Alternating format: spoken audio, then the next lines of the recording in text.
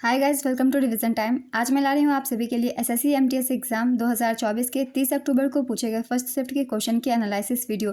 GK के सारे question हैं और हर क्वेश्चन के लिए बहुत सारे एक्स्ट्रा फैक्ट्स जो कि आपको आने वाले हर एग्जाम में हेल्प करेंगे। तो चलिए स्टार्ट करते हैं आज की वीडियो को स्टार्ट करने से पहले अगर अभी तक आपने चैनल को सब्सक्राइब नहीं किया तो सब्सक्राइब जरूर कर लीजिए और साथ ही इस वीडियो को लाइक भी जरूर कर दीजिएगा अगर आप सभी को हेल्पफुल लगे तो चलिए स्टार्ट करते हैं आज की ये वीडियो। क्वेश्चन नंबर 1, राष्ट्रीय नृत्य शिरोमणि पुरस्कार 2022 से किसे सम्मानित किया गया? इसका आंसर है अपर्णा सतीसन।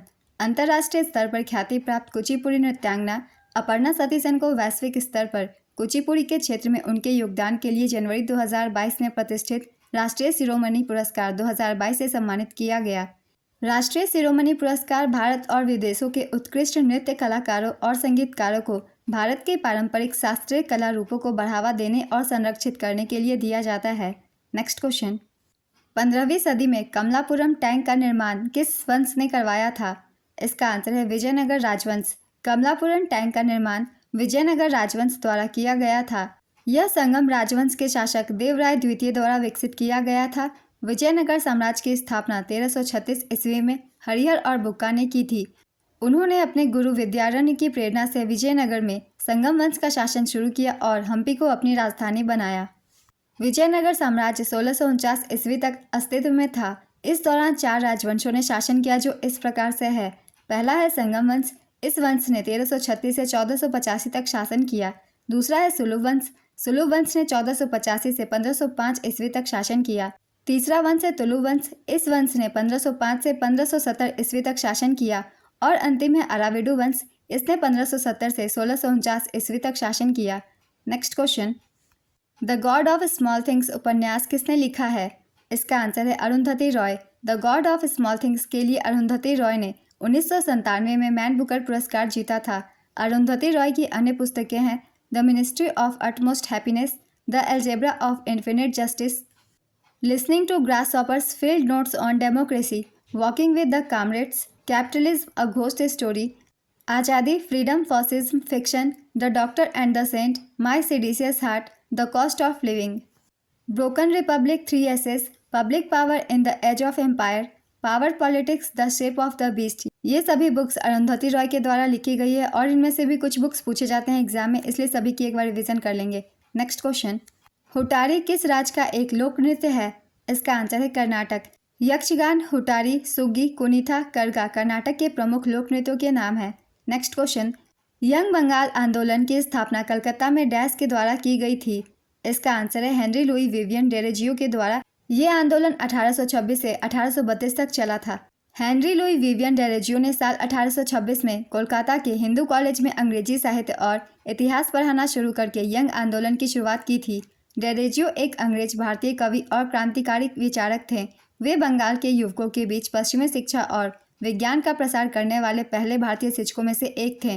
डेरेजियो को आधुनिक भारत का पहला राष्ट्रवादी कवि भी कहा जाता है। इस आंदोलन के सदस्य मुक्त चिंतन की भावना से प्रेरित थे।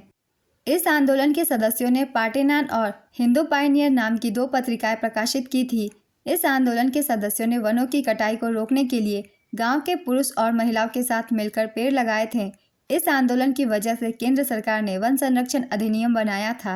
नेक्स्ट क्वेश्चन, 2011 की जनगणना के अनुसार सबसे कम आबादी वाला केंद्र शासित प्रदेश कौन सा है? इसका आंसर है लक्षद्वीप। 2011 की जनगणना के अनुसार न्यूनतम जनसंख्या वाला केंद्र शासित प्रदेश लक्षद्वीप है। न्यूनतम जनसंख्या वाला दूसरा केंद्र शासित प्रदेश दमन और दीव और तीसरा दादरा और नगर हवेली है। 2011 की जनगणना के अनुसार सर्वाधिक जनसंख्या वाला केंद्र शासित प्रदेश दिल्ली है। दूसरे स्थान पर पुदुचेरी और तीसरे स्थान पर चंडीगढ़ है।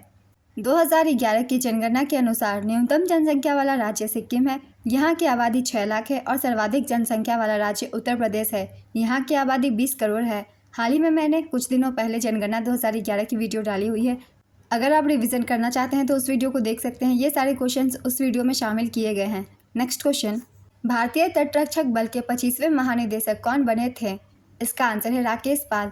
राकेश पाल का निधन 18 अगस्त 2024 को चेन्नई में दिल का दौरा पड़ने से हो गया था।